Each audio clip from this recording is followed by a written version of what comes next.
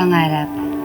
Ito ay tulad ng mga buto na tinatanim ng Diyos sa ating mga puso. Pinapalago ng Kanyang grasya, dinidiligan ng pananampalataya. Siya ang Diyos na hindi lang nagbibigay ng bagong panawagan, ngunit bumubuhay din ng mga pangarap na minsang nabaon sa alaala ng kahapon.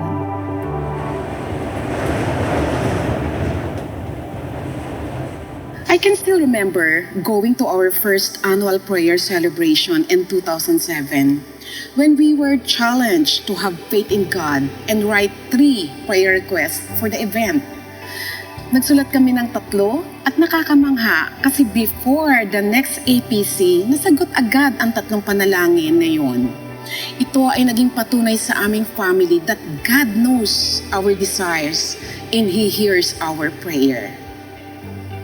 The following year, lagi ko pong naririnig at nababanggit ng mga givers na nagbibigay sila ng significant amount dahil narinig nila clearly magmula sa Lord na ito yung ibibigay. So when I hear this, sabi namin ni Lito, gusto rin naming ma-experience yun. In 2014, I received a call from my cousin, Pastor Jose Dato Rodriguez. Tinawagan niya ako kasi tuwing pinagpipray niya ang isang property doon, the Lord kept reminding him of the Joel family. It is a 1-hectare land sa isang bundok sa Bungabo, Nueva Ecija. There were influential people interested in buying the land, pero mas makapangyarihan ang favor ng Lord.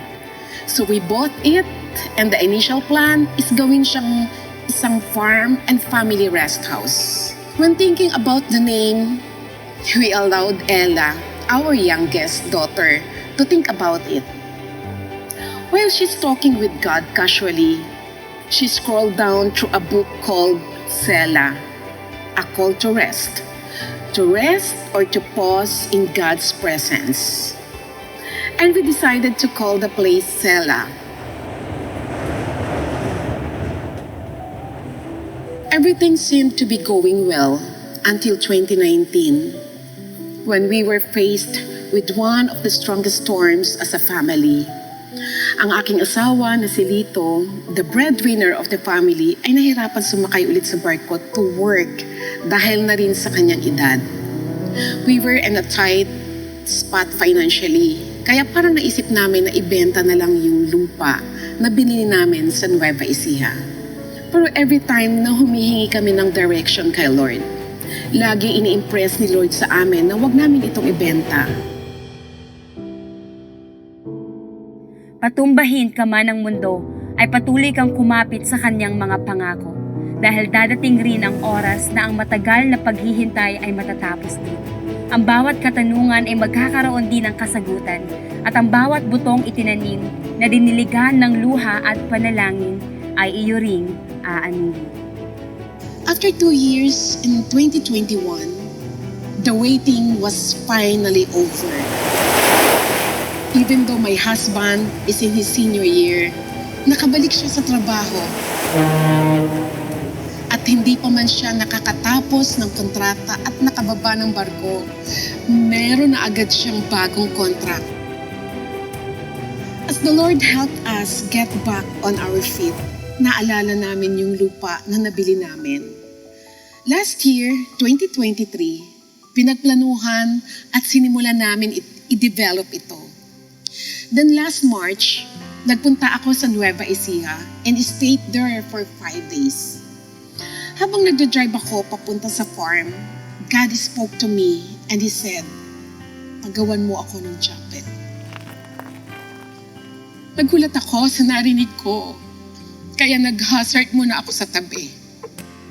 Twice ko pa na narinig na sinabi sa akin ni Lord na paggawan mo ako ng chapel, which is for me is a confirmation or answer sa tanong namin kay Lord. Hindi ko mapigilan na umiyak that time. Kaya naisip ko na grabe yung privilege na binigay ng Lord sa aming family to build something for Him. At the same time, naiyak ako kasi iniisip ko na rin kung magkano yung halaga na kailangan namin to make it happen. Sinubukan ko tawagan si Lito na nasa barko that time para i-share sa kanya yung word ni Lord sa akin. At the same time, nanalangin din ako kay Lord. Nung tumawag na po ako, nagulat ako kasi umiiyak siya dahil pareho kami ng word at vision na natanggap. From our plan na ang lupa ay tatayuan ng rest house for retirement na rin at tatayuan pala ng house o simbahan ni Lord.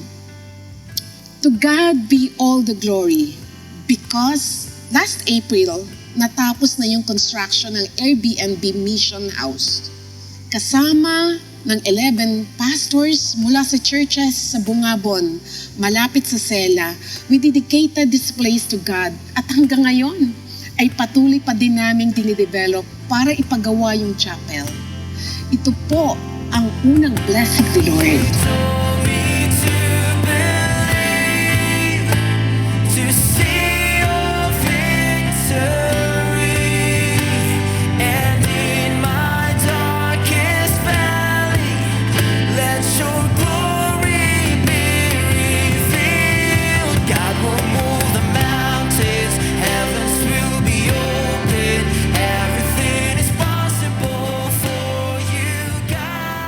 Sa lugar na ito, mahirap ang buhay, infiltrated ng NPA ito nung araw. Pero ngayon po, binago talaga ng Panginoon at marami ng buhay ang binago sa lugar na ito. Dumating po yung panahon na marami pong naglalagay ng mga, nagpuput up ng mga resort for business purposes. Pero wala man lang nabibuild na isang lugar na kung saan ang lugar na yun ay nakafocus sa moral and spiritual upliftment sa mga panahong nahihirapan na or nasa pressure yung mga tao sa mga kabayanan at syudad.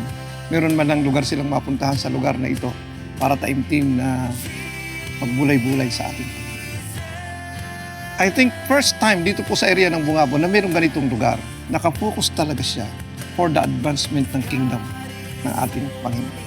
Marami na pong pumupunta sa akin, tiga-kabanatuan at pupuntahan po nila yung lugar na ito para manalangin. Mahigit 10 pastor ang pumunta po rito. At nung umakyat po sila dito, nakaranas po sila ng mga pangitain sa lugar nito, ng vision. Nagagamitin po talaga ito. Gagamitin po itong lugar na ito, lalong-lalo na doon sa mga nakakaranas ng mga pressure talaga. Dito pag akyat po nila, makakaranas po sila ng presensya po.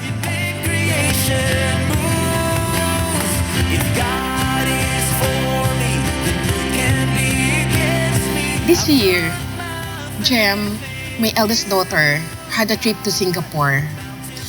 And through a Sunday message na narinig niya doon, entitled, Make Room for Me, nakatanggap siya ng word kay Lord.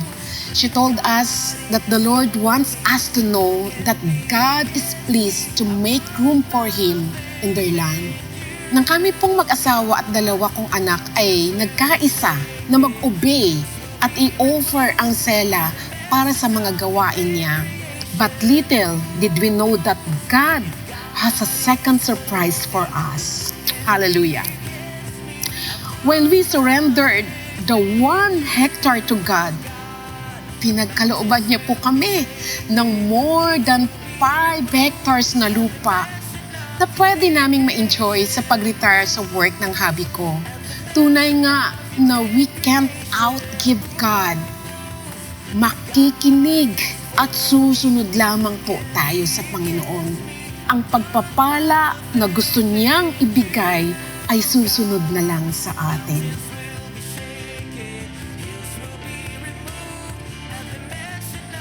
Sa loob ng 20 years, nakita po namin kung paano po ang pagbabago sa aming pamilya, kung paano po nakakatulong ang church sa paglago po namin spiritually.